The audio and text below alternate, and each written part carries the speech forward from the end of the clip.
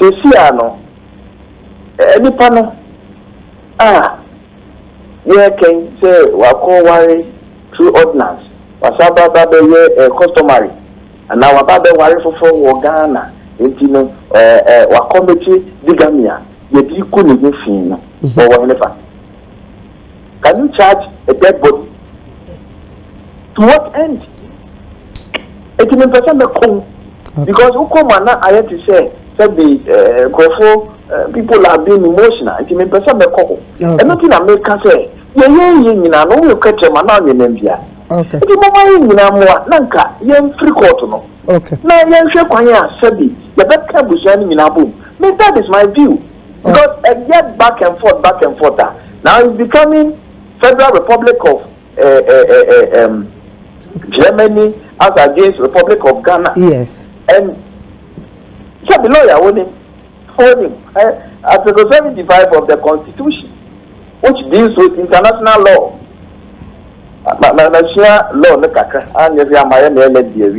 Now, media meaning and say when international law meets domestic or national law, may I be catch of pay say national law prevails. It depends. There are certain key considerations there court on the best. Then pursue a back because you coming in area ye baby you kuna. Kuna no ye koyama fine. E ye busunya kuro ya. Enti mo ma yanti ye ho ase. Na nka ye twasokra e ma lawyer for no nkodi die sika ni. Because lawyer William no obe charge over so do see the man. Honorable Collins, no be bisa Mr. O. Say mame Akosua Serwaa. Serwaa nye kuna na bibi betumi esiana. Emu de Serwaa nye kuna. Serwaa mbeya. Wa mambre mu no betumi aha adwen ana. Oh, ani de mambre mu ni de mini ni se sabi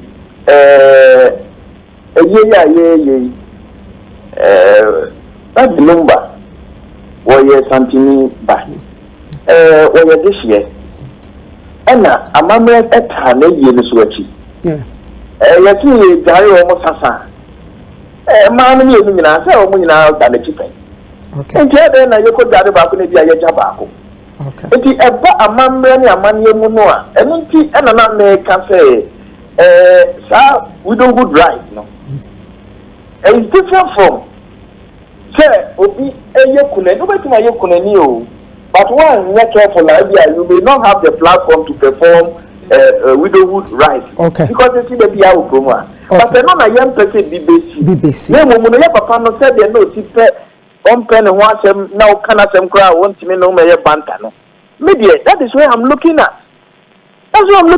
so yam hwe sabi say do si be bo na brafa na yam ma na somtwe na me yire mu yanka omumom. Okay, honorable. Me say uye obi a wukunu ewu na uye kunafo na ya wa mamra yeye wukunu ewu ya woni ama wo beye atare ne kra wo be hye wunchia ne saa eniama no sesia no odo Broni ye mame Akosua Serwaa omu mienu ni nyina beye ayede ewo dwom. Oh, say uchi say the busa pejini akano dia eye busina no sabi me makansi so dia and also nobody can challenge me. So when it comes to performance of widowhood rights now, it's at the behest of the deceased family. Me ye santini ba ni mama me di mama ne and holiday minim e busa pejini asem na wo dia beto abontene no as we speak no kire say e man mi no obedie kwan ni se obi bia emeyi ni kula gaye wakasa asem no e dia to okay mezo so me can be contrary to the wakasa isia no yeah say the assembly say dia ko gina court no say court no eni ebusa panyi ni nyadwena e bia ho emuaye na emu de mimi ni say o ma court e resolve issues we bia no queen prepi no e ya na say ni encha enu ntina me ka say once litigation has no end no aden na yentimi entin konya enyai ma sabi empanifo ahemfo no no mu nyina nam nanka yen tnasin cancer me na yen yakwan enko ye pacho. Okay, honorable yebeda wase lawyer Council Williams nyami insha yeda so say what you atu me the letter na honorable Collins mo lawyer chwe no me dia bremo me pacho you Kennedy beba no hu no kura wo mu badu tie honorable he is insisting on his position so the court will determine the issue that he is insisting say say mami na beye ye be kire me say emra wo man court me order no it's not just still na ye be court no. Of course, you are Canadian. Me bacho onye ready to be settle issue. Me bacho na che say mumu issue na mudi akono. Mudi ani say e wo say ye mame Akosua Serwaa e na ono pe e na wo say oyekuna for a year. Okay. No kura, empna nyekuna as far as we are concerned, not in law, not in custom. Obi empna na ne boyfriend ewu amose ne yire ene ne nyekuna. What be that? Okay, me that say. Honorable Yes, me never. Me pacho lawyer still court na mbeko because unchi sanwa no ye. Still na o say man mienu no be ye. Oh, and America said bibia e kasa. Mate. Said bisha penina kasa. Then me so make me abeka the contrary to what the penina kasa say. Me pacho. Ya mama ya mani e ho asem na yeka. Me pacho. Administrative law. We are talking about customary law. And no na ye dey Yedase lawyer Yedase honorable Collins Yedase Oma Cheche and Seven Nyamisha Oma Cheche and Seven mu bebre na me gidi say obi aso wo said ya ohun asem esifa me person started with Ola Zuna me ba late Olanti Yanko Street. What's the course? Our for topic. Embrace. Yeah. As a moga. Obrimpo being one semba. Anna Nikan, we are no more. Nikan and Eden. And I'm painting our sembasana Anna. Yeah, Tanya, as everybody is a bit cautious on what to say and what not to say because Sebi ni feel diemu na nye na ni breso no Sebi obi bu na topa na obi nyina it no ultimi nkonko kire dey see what them ho Okay. It no ye can ya a bit cautious. Okay. But asem no na kra ne sen ye tie that the Lumba nyom several years and you need be a obeti say obo oba Serwaa and a mammy Serwaa dinwum. A canning young back of fatcher or do fatcher. Betty say about mammy Serwaa dinwum. And no 9 chance on Empress. So what kind daddy Lumba back or some baby or sharing your massive free album morning in an champion recorded. Ni story ni nyina no behu maame Serwaa edinwom ba meka Serwaa na wose me very specific because say oba Broni so e de Serwaa Broni na no I just want to be sure also the Serwaa I don't know so let's just say maame Akosua Germany na odo Broni Ghana now daddy etoye before abusia say official mu benya nkaibo say omo de hia to no me kai say media for bi ne papa abusia panyi kodi nkomo ama abusia panyi na nanim to a videos ne wa around oka say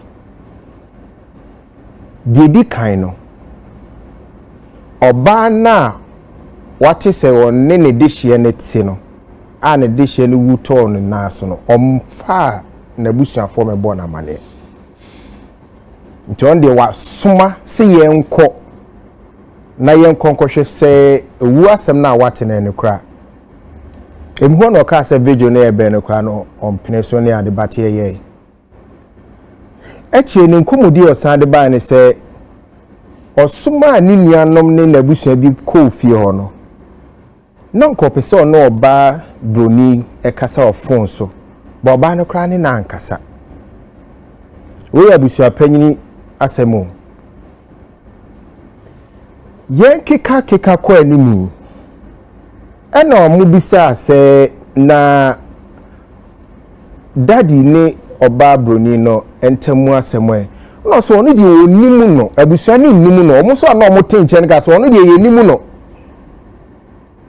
so awari no so awari ne ye nimu no obi ama mese awari invitation ye nya invitation letter no nemum Akosua Serwaa de ye nimu no se ne ye awari no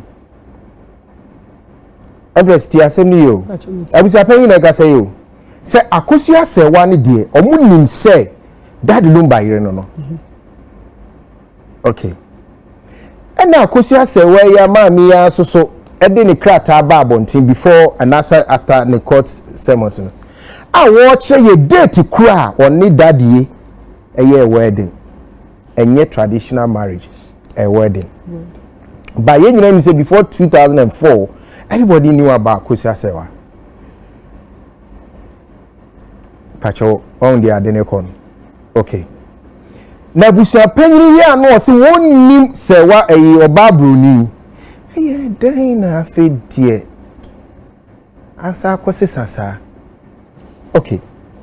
Wasi obeye nhwehwemu ewo ahu ayonkofo na ewo Daddy Lumba ne odo Broni ntem. Okay, tebi abusia panyin koye nhwehwemu no so oh se omo ware. Na abusia panyin omo ware na wunnim.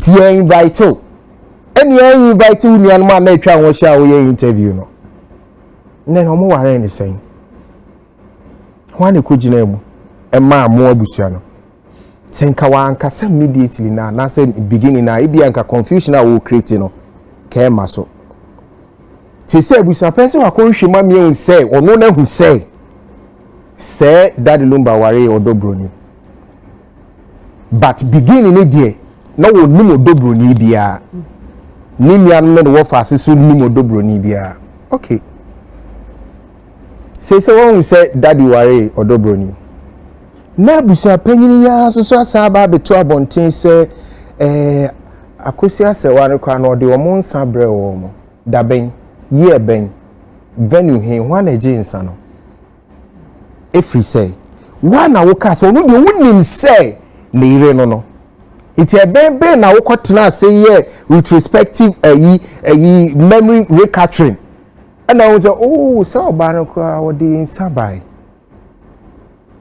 problem ayi wo mi abusua panyin na me de me blame no ne kasemu ene ni semu kire no ene create problem amai and kanya asem bia because so wo hwe ya even the ayi asem save from no you saw how odo Broni ne anti Akosua yi how they were okay omuti agentia say eya obi mukra na for there they showed us oh they are okay no problem but these problems started coming out when this abusua penny started talking too much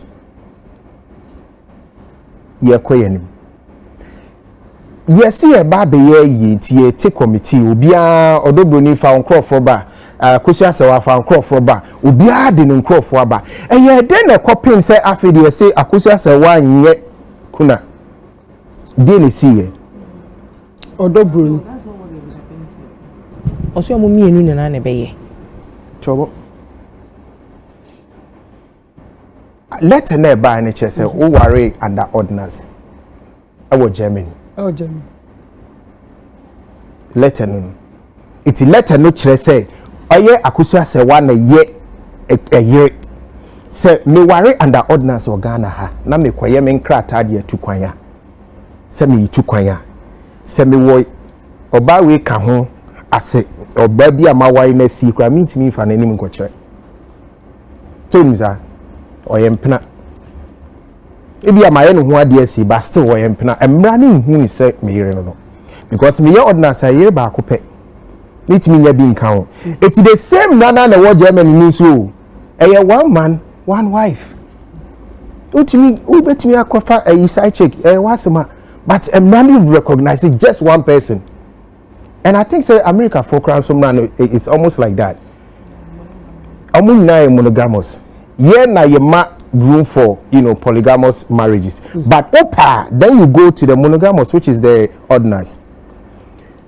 The entire me, yes, sure say ye me Akosua Serwaa de asemi court ni say.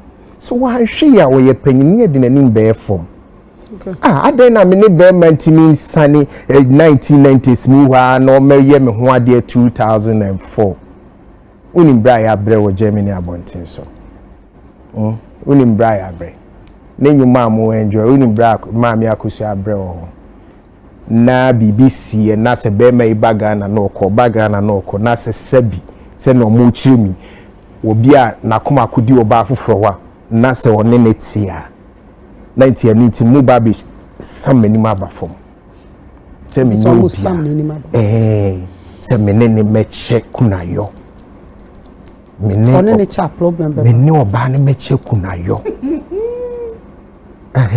empress mini oba no ye meche kunayo sebi say am passe eso wa wire say am passe nanka odobru ni ye mpina etinka odnu yiri ni mpina meche kunayo nze enye bu emayire no so ti ase na se wa ware ne so a ende na owo aware ye monogamous. Now what me nya akwenya be ware bi kan ho was there a case wo ja ware na wo ja why is this woman being able to take this thing to court? The meaning say we enjoy, but this is it. Empress may worry ya under ordinance. That's a me person ni jaya ya antimi fan sam na me say we ja ware ya antimi fan sam ya no near customary there traditional what you say but ordinance na your sign no enyen san ya dijai nede ya the court now udi ne mra de ware no hwa na abekọ se ba bia chichira aba hwa ne sane no na court no ehwe agye atum asane ya mo ba no certificate of divorce mumin ekire se wuki magya ware until then you are married and sane nkos ensa ware nti ebia no na me wofa abusuan panyini ebia so woti se bibi se sia ebia no onim mra side ne se da bi o oma ware no nye kokoko bi ne ye boy ne ye de nsa ba bi gu aware no ye ko ne mramu nti emfa sanwu sa ware no nanka ni papa mu ni afre maami Akosua oba Akosua de asie ni o emaye ma owurachi enye tantantan woni odobroni wo mba wo de ye mfa ntonche se wo ware no so anware no ne no wo mba to oba unu abai monka mum na wo de ebeye amane enyina wachi na wo de ubeye o right na obi ehun sa wo na ye yire no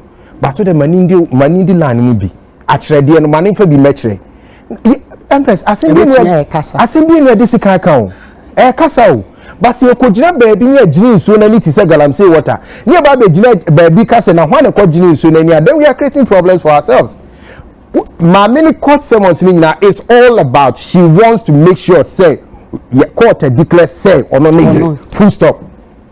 The kika uni nyina de your friends say give me say the court or per se court to check na ye nyina ye ti ase na prophet kunchacha so di tu say eye me Akosua Serwaa fusu me na me ye not the Ghana for Ekekase bi onini jani nyina no yebe kele ni nyina. That's what she's looking for. But I'm even sure that if says some way se court it meet national term na court case okay yeah one na yire na say say man nye kuna kura she will be okay.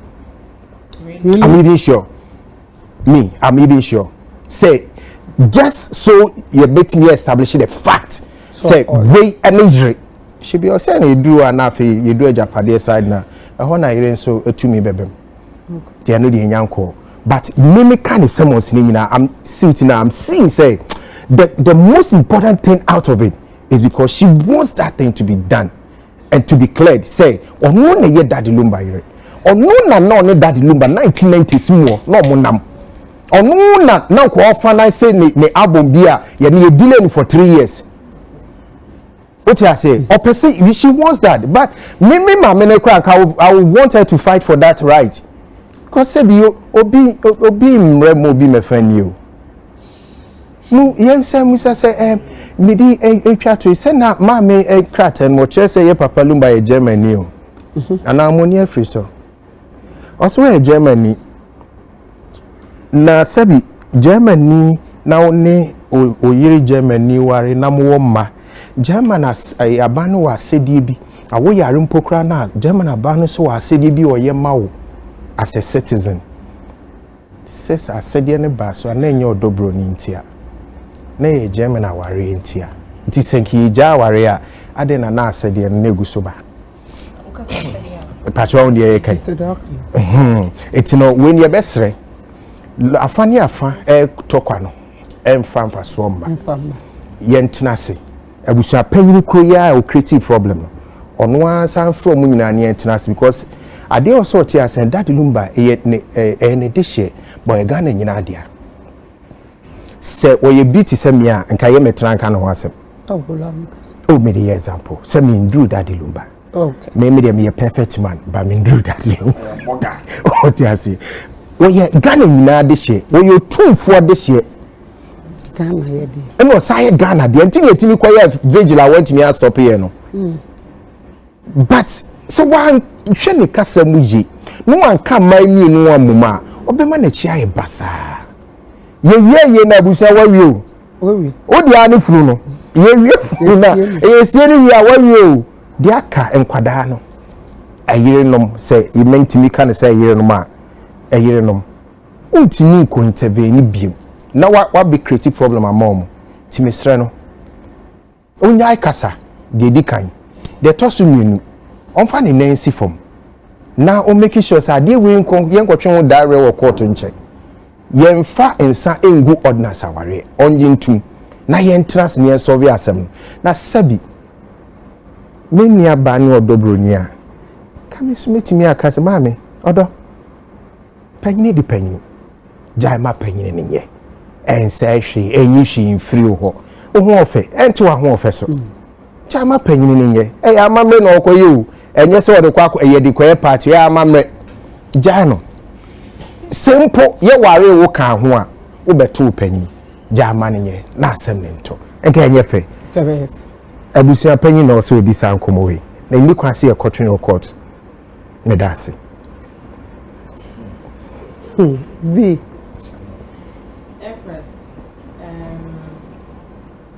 Meraho because owo ni ba ye no na me kanipa e ka se fatase e be ye enkai dum bi e bi esi ho na brebia no ye hu sa de kode na ye bebo ye papa Lumba din atoso because otiase no no time ko bedwem but ne nyom ne nko sustaining visibility amongst ye nyina inti me kai say ebeya anka yenye bibi enfanto vigila ye ni 1 week ye hwe doma ekohwa ekire nipasu a we free one or this ye kese pa na atofom no enu echi no ema bi ba boso etina social media no so eye team Broni team Akosua Serwaa na ye twe dariri body da ho aye ni this year free mu no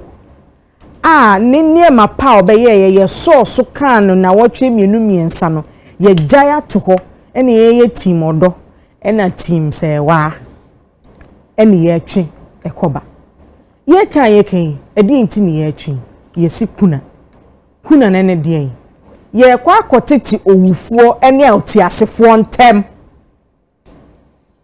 enu ani o sawo na so wo doni chen obi a ka body no ho ne enfa nkoi ye kwa akotiti owufuo ne otiasefo ntem enu ani kuna yo empress na odihye se ye creative arts mu ye dihye da for mu ma ye kwan ma ye nsunu se de ye pesi ye suno because ye ka say oye one of your biggest cultural exports ye wo free your mind mu adidi mu akose oba program bi so say ya obitimi frɛ o se wo kwai mimi ye team odo me ma wa pose ukwa kanise ma ye na ye na kuna no ye soa hanki ya soa sadin ya soa anwa mo team wiase no obi so asa from ye team Serwaa me na me kwa kanise me nka bi mo bibia munya ye na yensu ye de hye Lumba yen creative space for no yensu ye de hye se de ye be se yesu no ene na lawyer ne kasa no se we betimi aye marriage education say Lumba wo ye marriage education are we serious? Marriage caution. For this year say ye Michael Jackson na say bi we film na ye wo se ye bibi di fa ho no ye te ha se ye the way ye marriage education ena ye kire snap aware ena ye kire krata aware ena ye te hanom say sa ban person obamu no ye nkai dum bi kwa me edi si won ye de kai Lumba ye sha se free because more abusia na maka na mama legacy no you will live the legacy na nke ye hunu say oh ne manie ayirenum ni ana mpna nie or way by why you will sit down na ma sustain me legacy ni ye no ene ye tun ye kwotete wo a wote ase ni de wawu ni ntem ene humanson ne ye kase ye de nkai dum bi si wa ho na betwa ahomam eno so ye bekọ ho quarter na empress de ye no ye bre legacy no ase ye ma aweho no ate akofom and it's so sad say enyum no ye mbobie mo lawyer no decline with communication na ye fa na ye twe mpene kuna na eno ane settle ho free owufo ne ho wo pese one ne kwa ye be ma ho kwan munya ye na ye nsum ye de hia ye creative arts ye space ye de hia ye nsum supa no nkope ba bi na boko e de ne ye hanki ye be so an ye hunu bi da na sesai meti ase sa amamre no e wo ho but de e koso no e ma e feudie eba Lumba brand no e ho opa Google Daddy Lumba sisi na share the kind of stories are ebe popia office Daddy Lumba no nim se bibi se besi ono ti ase kra ne nkomo kra ondi ne kese ne nyom ba ko nsema makramo ase nsema esi na ono ba wan kase obia ne nkokuku na ho wan kase obia ne enyum no kuna krani eno na me problem no empress kodi kuna any problem na ni wo echi anye basa onu de so ti wa ko se won no wa ye buseni no e de na wo ye fasa ko wo be ya asamando ye di asem wo be ya no be fa ba no so be asem no what is this si accelerator no so no ko ye ntimi kra enseli anyum ne ye ba ye chera penkofot na radio so e momu ye breakdown me hunu anyum na see and everybody was moving towards our energy no it will be framing kan tem say ukwa akoka team odo kona akoka team odo bonity me ka team bia munya ye na ye nsu ye desia or ye creative space ni mu asumdue mu that is all that I'm going to say. Thank you Sofo Mame medase ohun efe that's you empanifo e kasa ye nyina no ye beda won wase na emomo no sade minu ya ba ho fe vida so aka ne de eno so obi a ba kire na dwen na emomo no man so ne de owon twen a good papa a good because man son de nyame awo bo wi ase kora wo twe kora santwe man so eti wo be wi ase na de bi ya wo de ya na sa wo se won twe ho man so na won twe ho kora na ba mo obi abefa de ya na ye wo jejeleje eti man so de a good papa yes on twe sa twe a won twe man so no won eno na lawyer de kan ye no a na mini aba vai de eka no ya wade bi o wa ye di sua de ema ni bebre na te enkrofo sabio ebi hihye enkrofo awade ase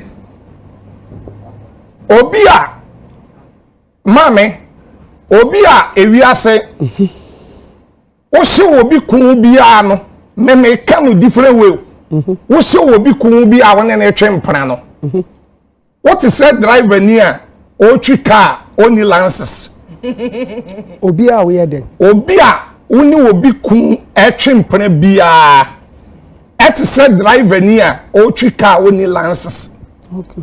O chika na only lances any problem. But that would be boni per kunono. Sad down na wo be say wo problem.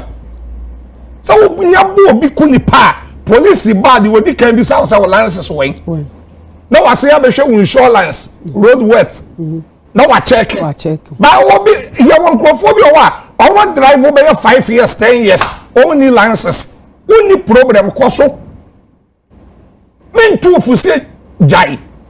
Koso chikano. That be me too for say jaya. E ya dwe bone na me dey mam. Me ma wa dwe mpa koso. That will be bo bi ekuno no. E na be say yes. Ada wo bi ama me hwe obata wo bi kunhu bi a no. Ati se wo bi a Ochi UTV car. Hey, dear someone. That na say uchi UTV car. Uchi car na enya wo de ya.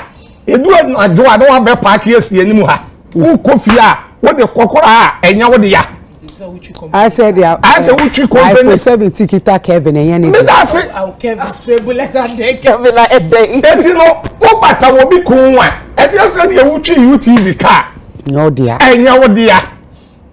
What the badge of fancy what we are seeing about any idea. But my memory in different way be one. Miss of Kumchacha, they be have a castaway. Say wedding. No. And no come also na problem about baby. Wedding. Na me to women choir wedding. Unye. Adam ya kwasia. Oh, na ya. That be me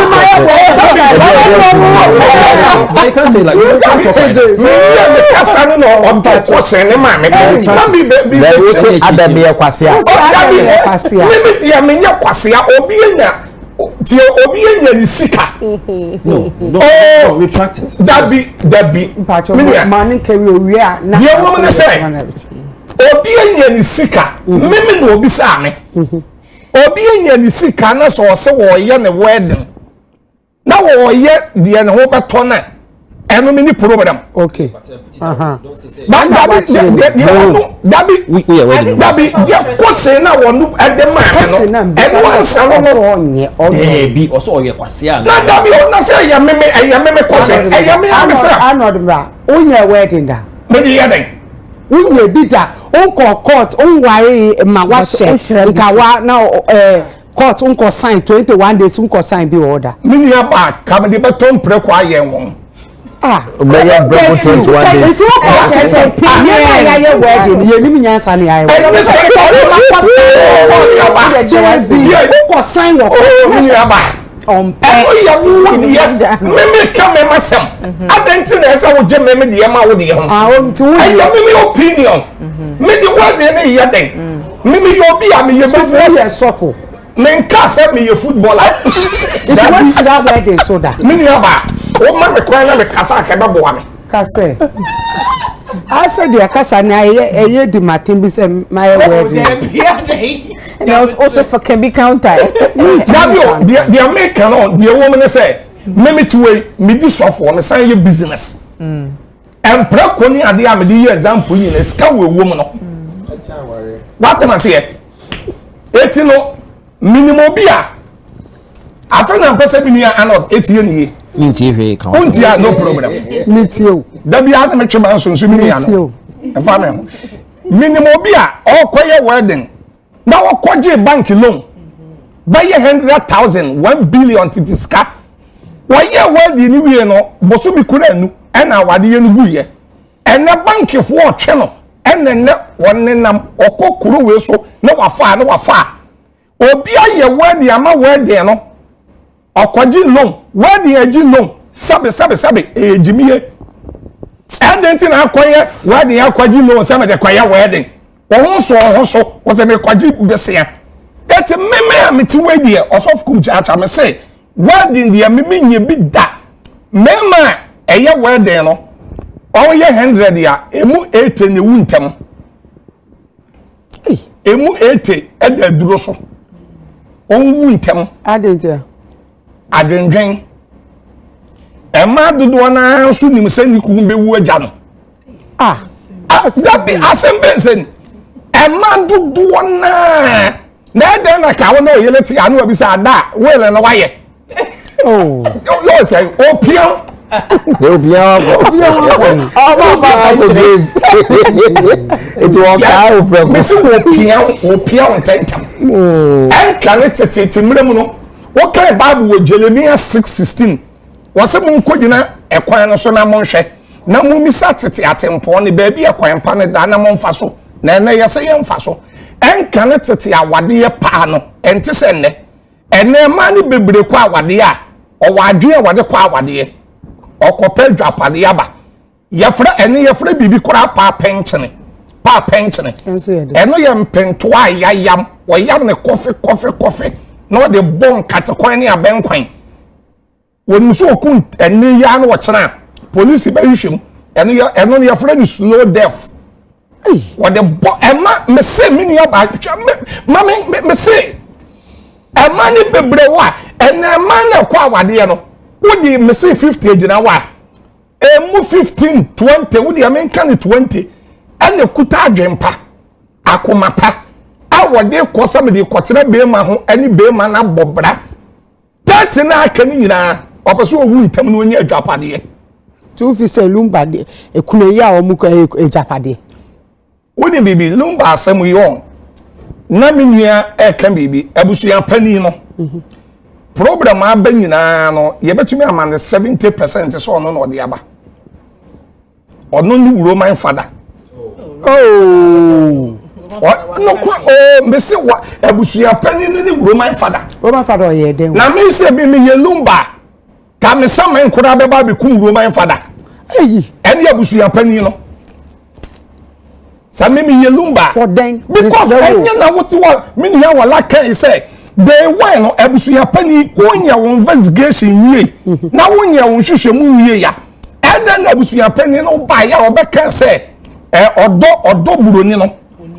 unnim no na wonya na ho ade wo abusuya pani ya san kotwa na about to buy abeka say afedie wa ye na ho ade Adenti na day one quiet investigation na mi ansa na one what the about to public no nim sesa na so media nete na wonim enti abusua pani o ye papa abusua pani papa abusua pani esa wo ye hwehwe mu wie ansa na wo de aba wan ye san hwehwe mu na nwie number 1 and number 2 wan ye hwehwe mu na nwie no maami ya wo Germany maami Serwaa Akosua Serwaa wawale court awade eti court awade no awade no etre say daddy Lumba enu kwan say otumi wale bi mu yedai ekan ho say ti na make word asem no okay because me te wo no me awade baako awade mienu ene me ensa sofukum chacha me condemn dabi me condemn adenti na me condemn me nyame ya madum na me nyesika te say ye papa kwa me despite me wale mienu ya mienu ana me yensa aka wo yere ho me ya ba o wale dodo a wunyi nche me wale mako nyina dodo ewu ntam agenjen me wale mako nyina dodo ewu ntam agenjen obayi batete wa ahawa ma wanya stroke wanya BP a na wayale dadem ubewu am wafo japade mini ba Samson wale ba ko Bible mu wonya tete saa Solomon wale dodo wanya program wo na wale wonya tete answer no don't lie to us yasi mebu awo yasi mebu awo unya problem yasi tell him memo ko me dada no yasi mebu awo program onya kan Bible Solomon wanya tete answer no catch me program no onya catch me me nya read yen kan what you want to say quote for me quote that be quote to me Solomon akwa tete ana be say quote to me atete no odi quote to me so see me ready ade no quote to ye to pa che say yirum mienu aye papa Lumba ware ni eye ayili ni mu no so o wa ye court de eti na enu kwan so obe wale obe fa foforo so obe fa foforo de ya na ye mpra ba o se abusu apani na so ase be dan na no se de odo ayi no Broni no wa ye no ho de senti na e wo fie senti na ma me de ayi wa de ni ba mu se Lumba nye wedding a se ko betumi awale mi no ko betumi awale mi ensa what ma say enna ma me de wedding no e be mo eti de wo mu American say ma me Serwaa ayi no de wo ana Germany ma me Akosua Serwaa Akosua na sam na wo ka no bimu die wom ton court won court wa nkwa na yensua de wom ayi good paw se ma me ne ja court no kura me di na wo yaw ton ko won yine na wo se bibi say ya fe sa de ne say no ye di sua de ye bi wom ama sai mo kan say Empress. Point of order. Order ben King Solomon died after a 40-year reign, likely of natural causes around age 55. Okay. His final years were marked by spiritual decline, regret, and the consequences of his actions, such as his many foreign wives leading to idolatry. Thank you. Quotation there. That's the quotation.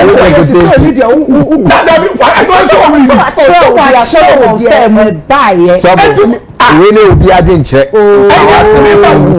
kamu kawasa me obi adwenche waka onsa me here me quote ye ebi ametu so enso John so enso ne de any quotation by no problem I'm quotation all research all my quotation on the Sunday school no ko that you it waka here no who test no any lawyer sorry kumba go kum cha Mami, 18 Manson the one brochire no na oye Serwaa na me pacho Akosua Serwaa asam na me kan enyo otan na me de kasa wo osof kum cha me for otan kasa ba bia no kore wo no yemfa no kore ne nto ho saade we na minia ba vai de kasa sabi enya adisua na lawyer na kan no eya adisua ma yon guess na wo ni me matia yenye wo ho ade yon guess na wo ni me matia yenye wo ho ade da woni be ma ne be wu mi yensa awonan awunum da be ma ni be wu no ana wo benya abusua pani bia waje ne chaw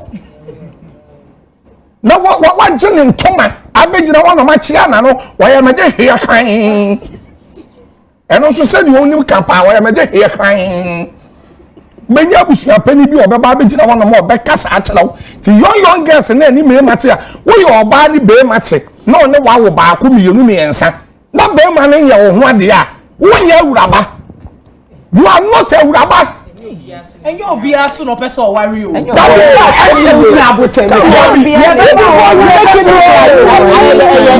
size fits all woni be mate dem woni na wo be ye me ensa nan na onye wo ho ade we say no obi anu person wale ti a we say we not where it's a choice of the woman your choice is what na mu mienu ma sorry sorry your choice say be ma no wone wo mo saa enu kwan say wo ye wo ho ade ye hye wo numonyam na dachi bia no sabe be ma ni furu mu sira de ye sabe o Lumba furu mu ya na abusuya panyi bia ba be kasa wo onimo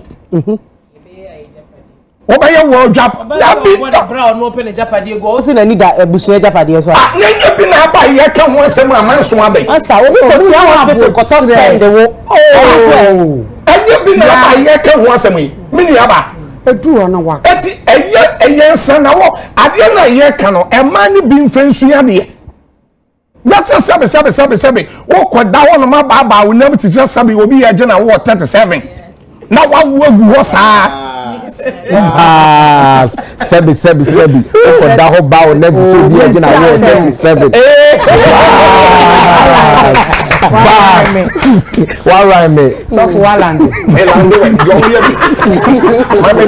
1 minute to him. It's me here about it's that. Sabi. Obema ni ho.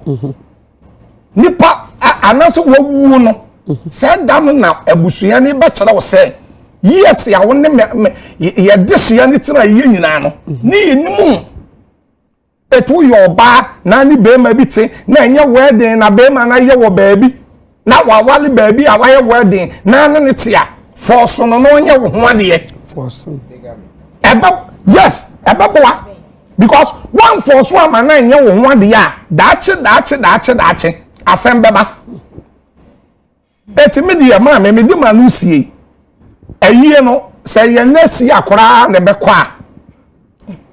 Ye hwe ene enko. Na asumdwe emomoden emra because Serwaa na wo Germany no ene me nua ba fefe odo no sabio han na ekoyi kuna no.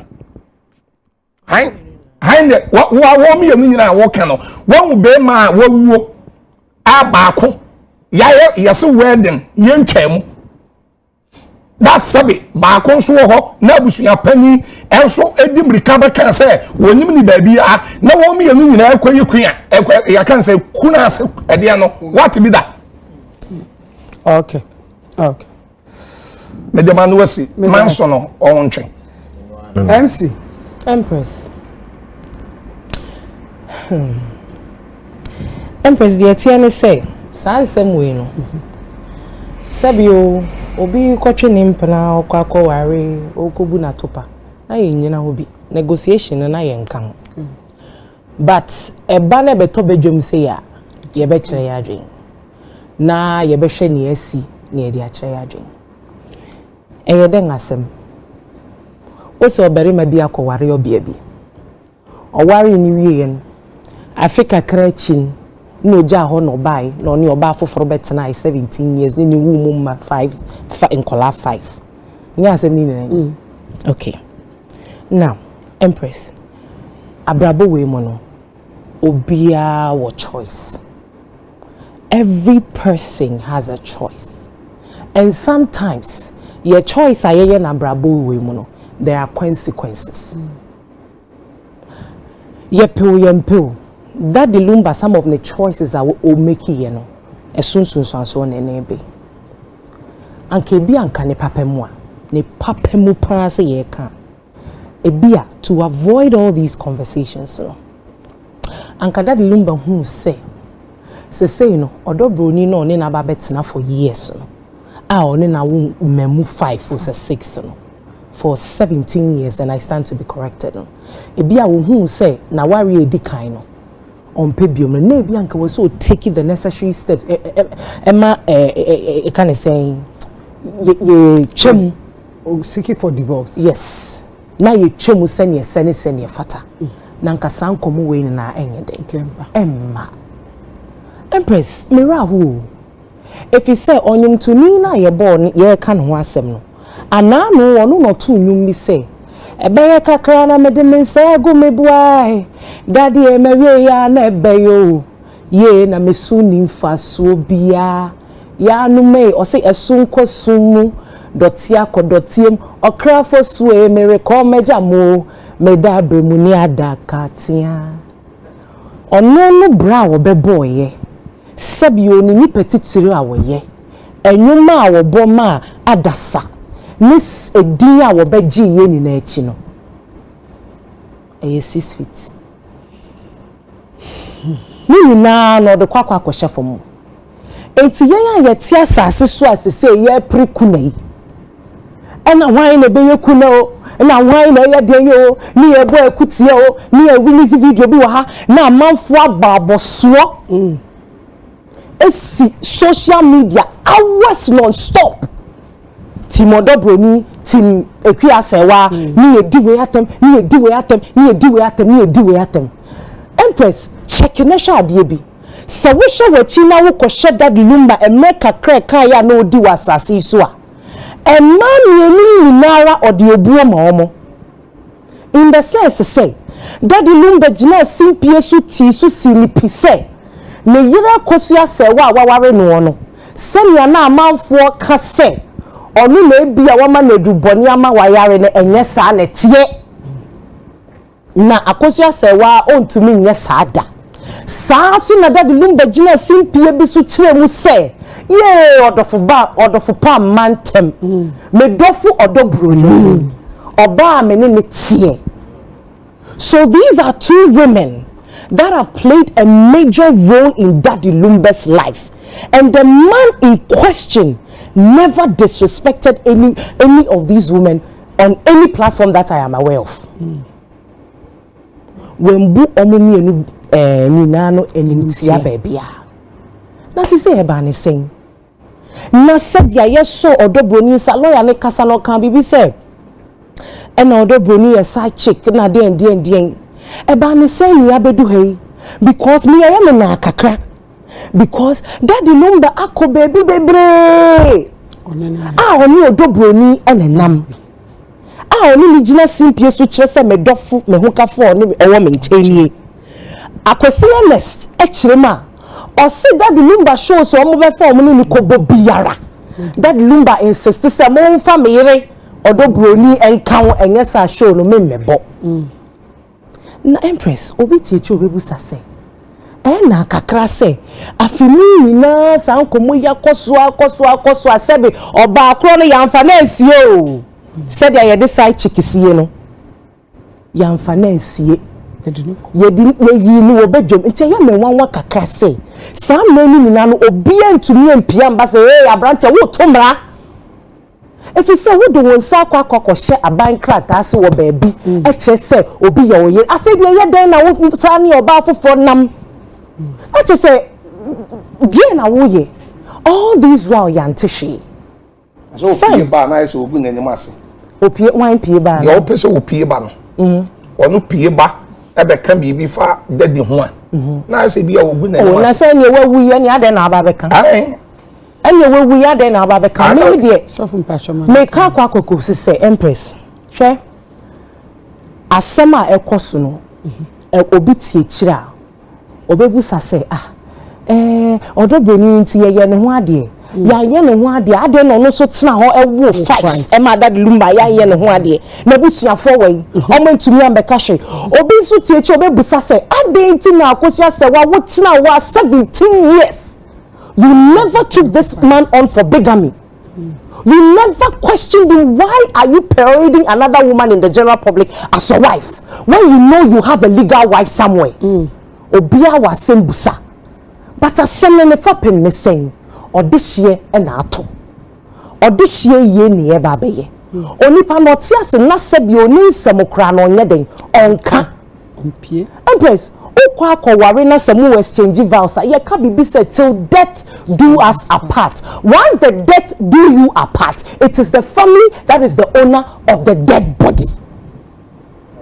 So death do us apart. Yeah. Ewoni ba body ni yebusia. Yebusia de. Okay. Enti say ye di injunction kwa sisi a yete ye di injunction bi ande ye bia so. Dabi. Meba. Enti no sesi ano ebusua no wo kire se me na momma me kwan na me na me nkire ye me sew emu no eye ebusua dia yire so na so tunfo me bodi na aka asemu ode ne nan sima be any what wearing there be you understand so this back and forth about the kunalization no Empress kuna na ye kan kuna no ene ne den kuna no enene den wose aware fom yenu a won aware ye kwakote won tem enu ani kuna no enfa age mbeka wo age ho kuna no sebio enye like possession enma wani mu ncheche so let us respect the dead man and make sure that he is buried. And when it comes to who is entitled to what property and me say mo betumi achia manate enfo bia ho who is entitled to what property, who is going to be in charge in what estate or whatever, that one, you people should battle it. It's your own business. But as it stands now, let us ensure that this man is buried with some dignity.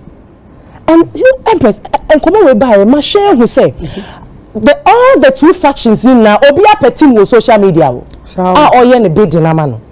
Wow. Because as at when the lawyer was supposed to come and release the legal document showing that they've filed for an injunction on the NASA news, it trended that was social media.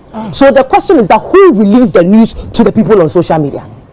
If the conversation was a conversation between Mama Akosua Serwaa and the lawyer only, who released it to the general public? Why not the court to Abonting?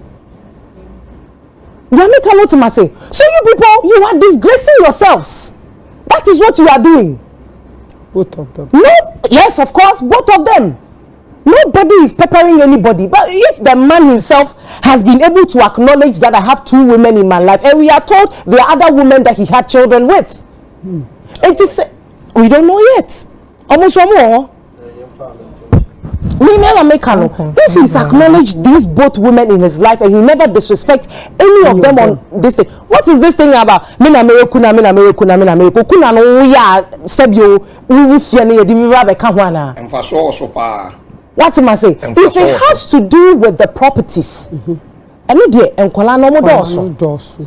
Entino sem ya mo be chi no sem ye be chi no ye be cha mo bi enya ne de. Ba ye be se me ya sasre bio se ye pese ye see that the Lumba was so December set me pacho black star experience December 20 ye be jamio mama ye see papa no na ye sunu na afi asem nkoto se mo be yi asem na be fie na maka na asumdwe aba mo kana asumdwe bra na ye see papa no asumdwe ni enidie ni obuo mu na se ye wie maybe a estate in Japan na mo be pray when you find you do yourselves. That one nobody can stop you. And not who is entitled to what to get what. But the disrespect to the women in that Lumba's life, the name calling and all of that, it is so unfair. It is so unfair. And so the lawyer no di kind of kasa me we fini din kakasa obe lawyer Williams e kasa ye no onye fe William Williams Senya okasa ye na okan na wo na obi beye we na wa beje obi kun come on onipa na oye kun na wo so akoji ni onipa no so ne nsam de ne chia mansan. So what are we talking about here? Let us right. Was there a point where Daddy Lumba did Broni jina simpie so a kasa na yere no? No. One can you down. But no. The Broni mechanic 60th birthday no na oda na se. Yeah. So he's been there for her. Or the dofo. As who say also ne dofo. But so one kasa na yere no. That's no. That's not what I'm saying. That's not what I'm saying. I'm saying he paraded her. I'm saying that he paraded another woman as ne dofo. And I'm saying that all these listen to you. All these ne dofo and na me wow. I better tell you wow. And maybe I am person me tell say be man you ni na that the Lumba hold you in high esteem. Mamu mayen dane no. Yen shena kuna no cry me mo nyai. No, but you see, you are underrating and undermining the value of kuna. I am not undermining. You are doing it. I am not. You've done that. I am saying that you are making it seem like so fast on the same. No. The like possession. Okay, so if we are going to talk about the kuna and me patro you said no, hold on. Kuna no is it not the process that they are separating two people that are together? That is not just the process. So what is it? It's you name now. Oh, I know. Take your time. What is it? Okay. We are talking about marriage. If they are talking, say if it's a marriage thing that they are saying they are going to separate, according to the traditions, the man was married to another Broni. And to anyone say Fatakuna no Rachel ani biana. What are we talking about here? There be court the normal. No, kuna na ye ka no. The definition of the kuna. Onu obi ye we dey na se ye ntwem wo court a. To me esan ko wale obi. Enu na ye begam ye no ho. But the second person's marriage is invalid. But you see, the kuna, we are talking of the kuna. The kuna is separating two married people. Now, according to Abusuapeni, and according to the news that is circulating and what was just confirmed by Honorable Collins, he is saying that there was some form of marriage between Daddy Lumba and Odo Broni. So that no chances are we be what whether it was recognized by law and or the traditional way, not just our review. It's never so almost yet 2 on them. It is a Akosua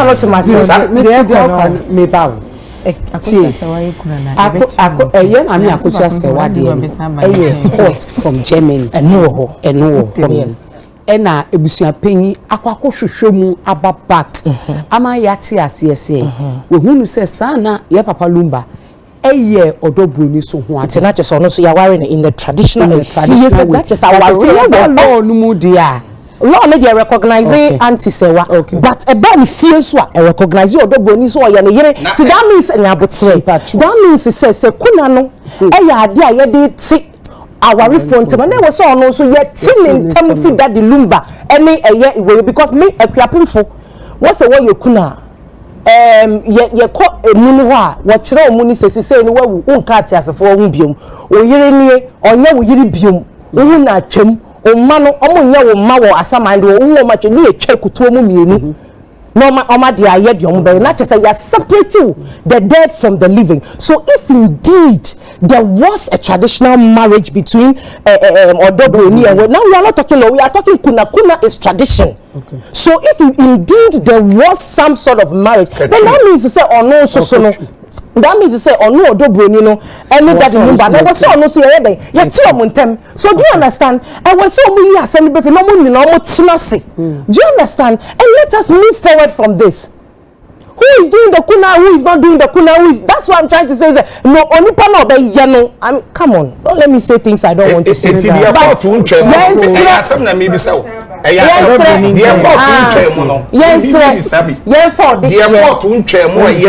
Wedding and no to me sign ebe wale fie maybe sir there be and to me some I say our na traditional man so course traditionally it is recognized see dem can you it's your bind your but if you so amman because so a chere say indeed traditionally Lumba is married to Odo Broni, so there was a for the want of a better word there was some sort of ritual performed. So I was saying no so you 2 on them. What am I saying? So then I'm saying before the wedding there was also a traditional marriage for Akosua Serwaa and Lumba. Good. So there was a traditional marriage before the wedding. Tell them the engagement. And that was my last words. Mr. Sese no. The abeyane say we ye bema me camera we me patcho me share camera nim na me nkase we ye bema oh no let me say this what can come we ye bema me nya be say we ye bema na se wunim pa se wakoma mu ene wa adwene mu we ye bema na wunim se wakoma mu ne wa adwene mu untumi nware oba ba ko a mesrew men fa won san kwhye ordinance ase men wie na mefa obi ba ene ne won kase ma ye ho ade wo fie na sebe daachi bi wunni ho na wachi aba be frustrate you obi ba. If you know you cannot stay with one wife, don't go and do ordinance. Anything I am our options, yama buffet. Choose ba ko na ko wanim. I'm not admitting, I'm saying apart from that. Apart from that. Apart from that. Will be there for you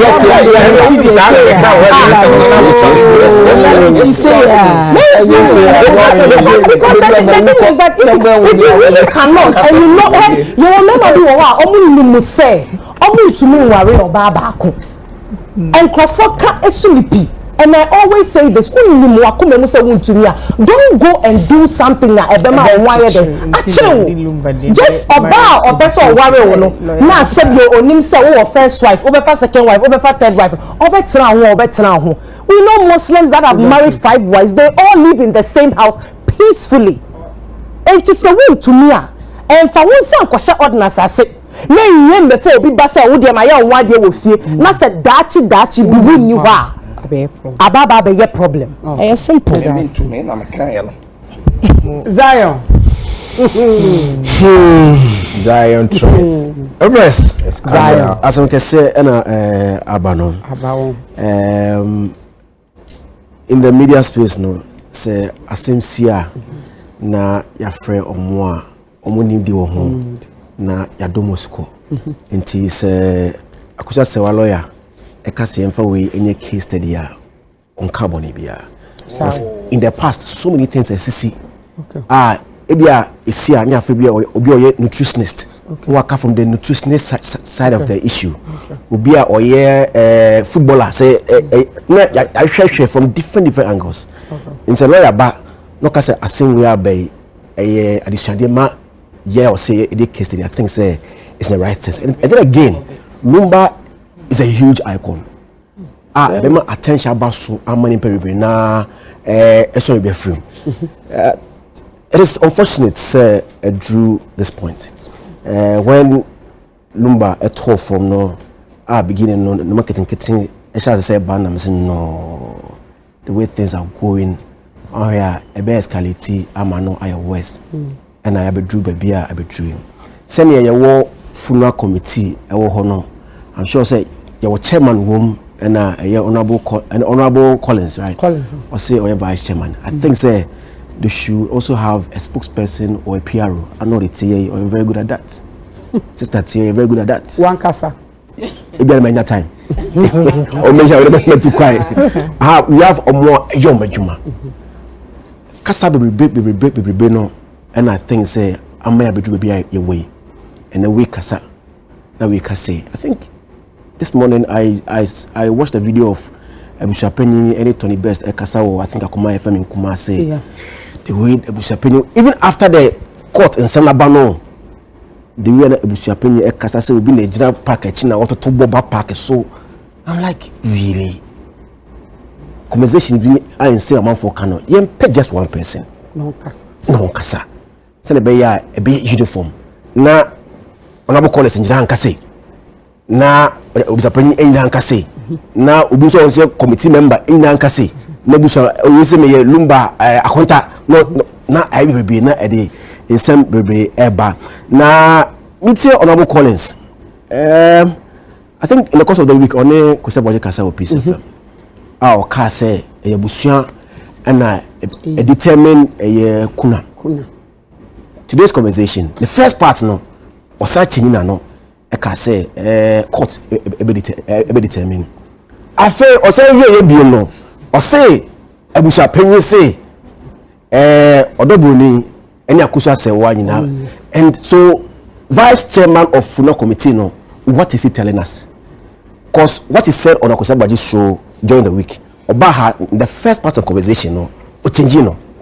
afa so no obewie no say call back to your car first no that's what I'm saying kabeya nke spokesperson because adwuma o enye obi an na so kasa keke esa na a day so many issues about and that is why I think say we are here at where we are at the moment and it is very important say you be clear this kuna na free ho say be ya yaku enim na yaku enim ye wie na you say because ebia e be no nye pe kunafo it got your pointer you be ye na asem either a yasi or even after a year no ye here e be here kunafo na afi ya solution this time na koye wi na afi ye ko omampanyi ho ye ko ho ye nya kunafo a why de ne ko o me nyina be ko so I think it is right that we solve this issue right now okay omo rate of sermons now normal for penal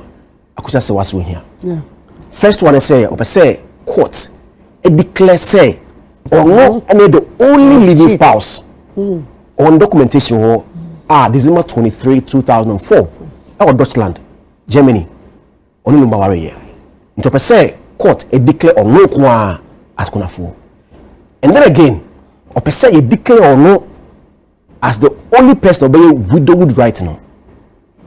And I think say it is because of what the lawyer Eka say Ebushapeni ed letter Breno so no regard odo Broni as kunafo ebi akasa letter na nkwa akonyesa and I can let so anko anka when I can sure say the conversation will still have come up say when no kunafo of which I'm not sure say ebi anka back bepene me say be a giant nipa to mo kunafo dia cause say me yin na nim no if more worried a traditional but mean okay be na on that level no say I could just have been there but from what is happening right now I'm not sure say and then the third one is say Bushapeni be referred to if any saying Serwaa Broni as other Broni as kunafo and I say only be engage as kunani for the funeral because also the money call transition home no other Broni na omani kan ho as kunafo of which only feel say it is wrong. No, David Satam no. Was she here? No. I don't know. And then the last one was say more Broni cafe. Now when a day Akosua Serwaa busemi no echo represent or committee so was Akosua Serwaa aware or not? Because if she is aware, it is the duty of Tanipakono to relay information to her. No, she was aware. Yes. In terms of affair or say no on case so name representation no or say date of funeral on social media. But also on social media. It's depending on medical representing or no. What was the person doing? Because you are representing us. Nti nkomo be koso ho bia no e wo se wo e na wo ba na obeka che but this is the case anipa na call representing and na busha and I think so according to Honorable Collins ne ba kwasa ka ho the firstborn no Kevin no e ka ho Denise or something nti ade na fe na ye ma me so beka che say when I heard say ye ma me so on social media in fact I was very hurt cause say ukunu da form na ye bibia na yankan ancho na social media na obuhu dan ka eya ba we ni ba say or reps e wo so na at the end of the day so be social media na reps no na omo ye dey wo so e bia ni pa do mo ko no omo nyo madwuma yie and also ohwe how ono on become our same there empress and same rebe na ene me lo bi di nkomo cheche nsumpa afa won abiala wa father bacho me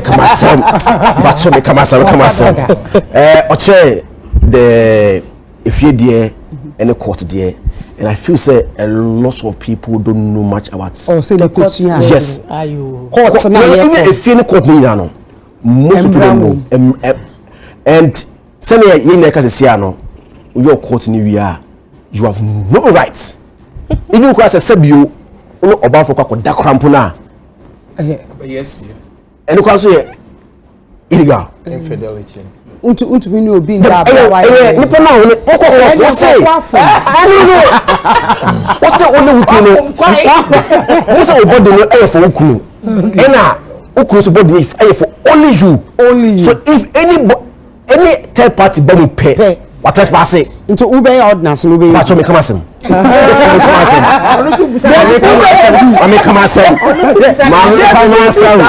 me kade me lawyer ka chere me lawyer ka sa afa mo hajo pacho me ya ne me akasa ube ordinance me lawyer dey different from lawyer no empress o she me according to what me lawyer ka chere me se me timu ya na so oye kotawaria you can't marry again. Any marriage that you do biano is void. It's void. Enye juma. And then again, so we if you are here, until you cut our later to somebody else. We if you are according to my lawyer, no. We if you are here, until later any obifufo now kakofa want to me nkasa no dey dey court unless you just first one that's what he told me. No, yeah, we don't mix this. Also that means your customer we so be your customer. It is a engagement e was so we be engagement and I say Empress, there's nothing like engagement. If you worry say omo friend engagement no a customary rights and I will pay for me. I know but okay, so call the main in the case where we have right now, I use as a case study, where somebody married in Deutschland. Okay. The other person came to marry in Ghana. No. What lawyers are saying now. Oh, to article we almost say about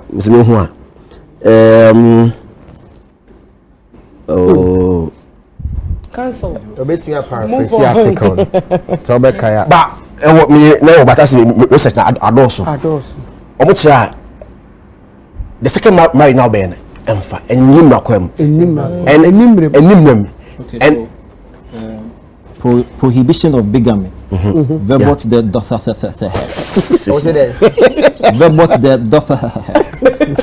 a marriage may not be entered into if one of the persons is already married. Original German. That's Dutch, you know. A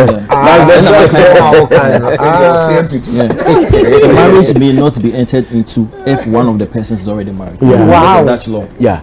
Into so area, and I think that it's the same as Hase. Into no where the Ashefo Moshe from the explanation I am mano. The Nawari legit. Any day Nawari legit. Meaning say bi amusha say omo kasa sen wo fie ena anyeye ena kopi quarter. I think the court na akopi ne de omo nyama ne wo ho na yen solve na yen clear we free ho na yehu de be but my question is say there's no injunction on the funeral until before December 6 na court news asen we ya baba ya re kwan se yenko ye be ko say we so we go without the kuna for nana. Okay, so court in ma order BIA we can still go ahead and according to lawyers what the rate is saying right now na say injunction akoto ebusapenyi any other bonus no injunction they filed for it by a grant and because almost say it seizes the process with me and twaso. That's what I said.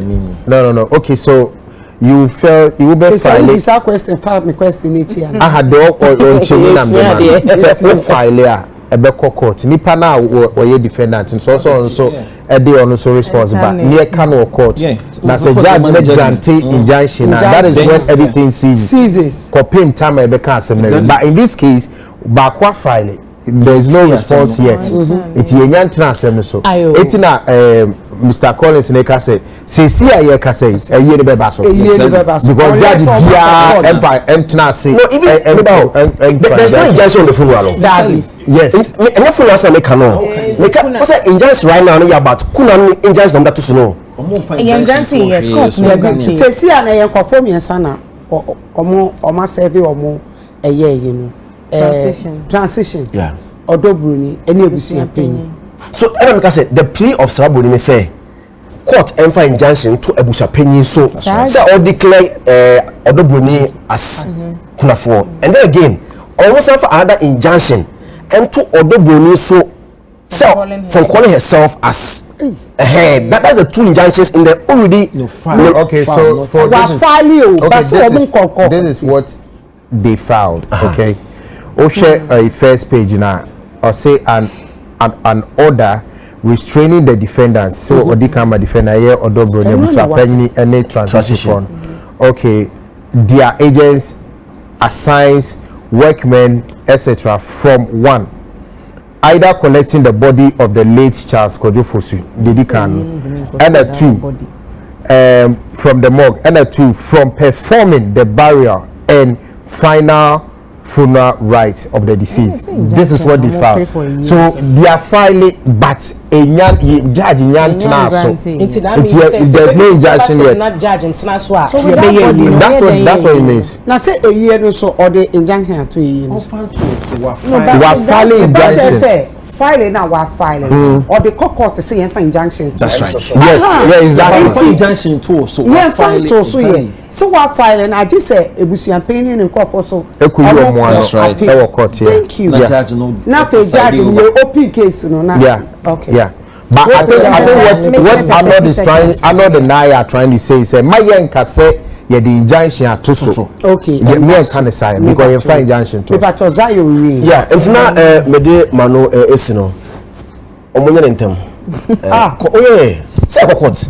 And utile na because of what Honorable Collins was saying. Also still no because the earlier submission of Honorable Collins not or try san ke yin kofi. And sabu Akosua Serwaa lawyer say oh, the okan eto asum. Onya ko nyaaya de here say asem ya solve. And later Honorable Collins as a kasana ko said the kasana enye lawyer there. No say ni yen court. So it looks like court ni dey be ko. In the court nyen ntem so say yin hu hu Odobroni N7 no. Nti yen hwe how I be hu Odobroni ni 7 na enipa 3 no yakọ court na yen ntem before December 7 because after December 7 shows be koso. Also call alcoholic. Also call beam concert. Also call what is it Afro culture. Also call so many shows. Nti ba cho ye court ni ntena asemfa na asem nkonye solve kuna full issue no na yen to eboase na yensu Charles Kodefosu because wabeboa o my koko Ghana and the world as a whole. Now come. Let me clear a little bit on Zion Kasa we ya disiande no. Empenifugu baby say obia persebio oba Jimmy for agro atobia mpena wo. Sana ya mpenifoka. Yebetimi esuane ba case study na akoyeda de Lumba ne ha me because ekwa ebe say you use ono a obonwa ne say efie nsensem a we chain na de bia ne ye friend lawyer na ye horo no wo radio so na fi akwakoye fe udie kakra akosia mpimo tonto sanko obia na ntina me bu be no say obia pe bagimi for agro but obia mpe na wo what ma say ude unya obi na say bia sebi o na dwen na ho na oni media agro opo ba ko ya oba wo no wani nye ho ntina me ka say case study no or he ya ne ahoro de Lumba ni secret na obedwem but still eno an ye go so you Ebia no choice. What must ebia ni but anko basa ka ebia I say me no nka mepe. Obe say ye jai na asem ka. Anya aba ye ntimi nya ho hwe. But what I'm saying is say ono de na aba. Say because in some gusu PP. Dey bia ye PNT de ye court. Ba ye penisa.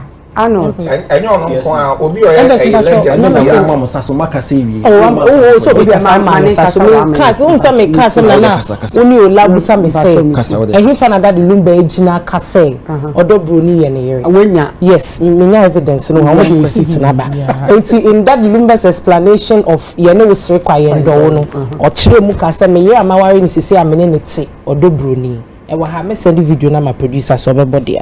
Okay, yeah, that's it. Thank you. I know. First of all, 1 Kings 11. Someone said, "Open me verse ana." Chamu did that. No, chamu. 1 Kings. No. 1 Kings 11. Ya ba be do metu okra. No, two futugu ye ni. Me so me allow sir. Solomon when who like ne we ye na nkoye and it's 1 Kings 11. It's someone can say, "Oh, worry, baby." That's not correct. There be no me opinion or something. Don't share opinion. Okay, say me Solomon no say no correct. And to me for memory verseembra. And that's not what he said. Me say me no. Wait, one can say me for memory verseembra. The dada na fi na dey back. What? O ko tu ne the dada can be. Oh. Okay. Now so in memory verse or coca first. Wait, say Arnold. It's your floor. Empress. Yes. Yen tolerate Roman father slander be on this platform. Because Roman father no abo ejuma pa. Before after Lumba bewu. Abo ejuma. The main mandate as a PR or a manager is to protect that Lumba image. He did so well Tamana Lumba tiase. That has been his effort since day one. Into nobody, and I'm speaking to you, prophet, to slander Roman father or yet everything possible to ensure that Lumba, the image in the Dino will be in good light, and that's what he's been doing. I don't see anything wrong when lawyers say, marriage education. There's nothing wrong with it. Because Lumba is an icon, just like you are saying. Now, what we end up a reference point. 5 years later, 10 years later, and we'll make reference to it, and some of us will learn from it. And if lawyer can say a year for marriage education, I can't bonnet. Empress. You see, now me to say a seminar bar. You mean now or quite a queen say it's not an answer then you can't drink. But I say you're cautious. Yes, I see restraint in the way you become. Because you see, you need experience be as how you need almost shoes more as to how they have what they are going through, what they've gone through. It is the fact that we are a microphone and I say about we need points about time doesn't give you the right to say can send out there. One year about the board. You know, I say about points entity. Maybe more powder. Powder and the points are the same. It is imperative say but now have because he needs our experience. No, you go through what the people are more involved now go through meeting. It is very crucial. Say a bit to your boss in how we express ourselves and deal with the matter. I am very surprised. Obini be asem na ye chale why like people have more down wonder. Yes, jams na ye hwehwe ye pese ye jam. Let's get serious. Oh, dream jams home. When somebody can down wonder because or dream the future and kwala wa wo no how am be survive because of omo papa. Do you understand? Do you understand the seriousness of the matter? You are sitting there thinking about who person called jamming we here say, "Huh? Be serious." Obaba ko ma 6. The back and forth thing and down person odwen kwala in the future. How I process be how deliberations be ko. Na in kwala 6 no menya some better foundation. But who 3? Also down that because or share effort or their shame anyhow at 3 in kwala 3 no future be ko. That's what she's thinking about. Who also person jam. Huh? Jam in April. Massa. Master question. You're careful. Because Empress, lawyer Nekasano, wasn't that the Lumba Aja, Mame Serwaa Germany? Nah, or breastfeed one of the kids. And to go through it. Single mother Shankwalami and over the years of time of Papa figure better than it's a whole can't have no one. You need to yourself check it as to how you say it. Or better than Hannah, on the back on other Broni, I was 6. So 15 years, 17 years span, my many back on the trend. It's a whole case, so we're careful. Because you've not been through what she's been through. So don't be sitting here thinking about jams. When somebody is seriously going back and forth as to how they figure out. And you know what even disappoints me more? Yet had the DNA funeral, the friend is saying funeral tourism, funeral tourism. But yet ha be little kuna. Why? Pacho kuna no is not an integral part of a year. So why are we sitting here making it seem as if kuna is kuna ne be yen? Kuna no we kuna na ube liposuction. What are you telling me? What are you saying? One moment you say yen pushing funeral tourism, yen so your traditions me customs mo. But you are sitting on this platform telling me say kuna no kwade na de be bade na be. What are you telling? What are you saying? So they should fight over the kuna. Is that what you are saying? Pacho. O kasa na myambe mu. Ubem. Hey. Ubem. Enti yen busa so to dey fight over the kuna. No obem pacho nya abote. Meme de is it your kuna? Is it your kuna? It's what is it your kuna? Should they fight over the kuna? It is not your kuna. If those involved says they would want your kuna, tassel over it. Let them tassel over it. Then they should go on with it. Don't belittle it because nobody is belittling it here. Obie no our ability kuna biya wa. Yeah, kasa mo ma sumje mbra no mu sie papa na sumje. That's what we are saying. Obie no one kasa sebio kuna no you know. Come on with us. Okay, so kuna no what is kuna? Thank you. Akasa like possession. Like possession. Also you kuna na like possession. Kuna kora. No kuna. So be na wo so. Sofu. I know the No, let's be serious. Because a part of the process. And you know what it's interesting. Sakunana, we feel say in your no, a precursor to what he said about asset defense and sharing. You may think say nothing, but a precursor to what will transfer. Even when there's a war, we can contest it. The echoes about kuna. And somebody's way of protecting the assets a sharing a basic. So don't sit here and be little kuna, because a part of the process. Only experience. They don't make it seem as if say, wow, they fighting over an opinion. Oh, see, that's it. Was a better thing. We peer review you, Empress. So, Mr. McCann, he has a right to say, she has a right to correct me. It's a slow down when we are dealing with critical matters. A key.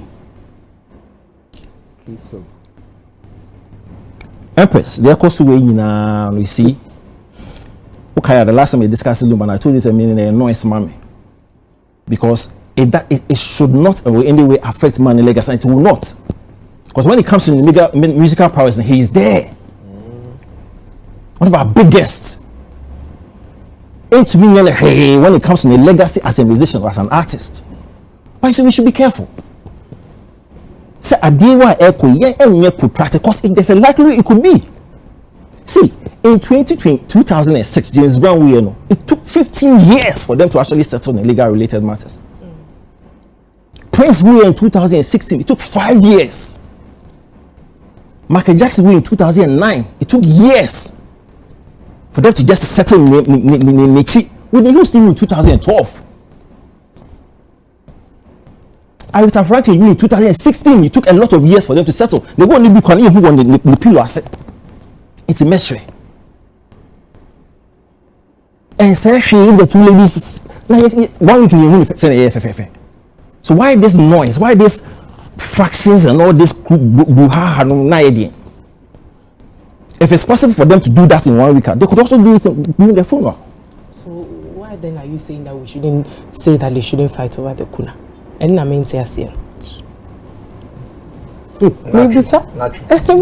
Proceed. Focus.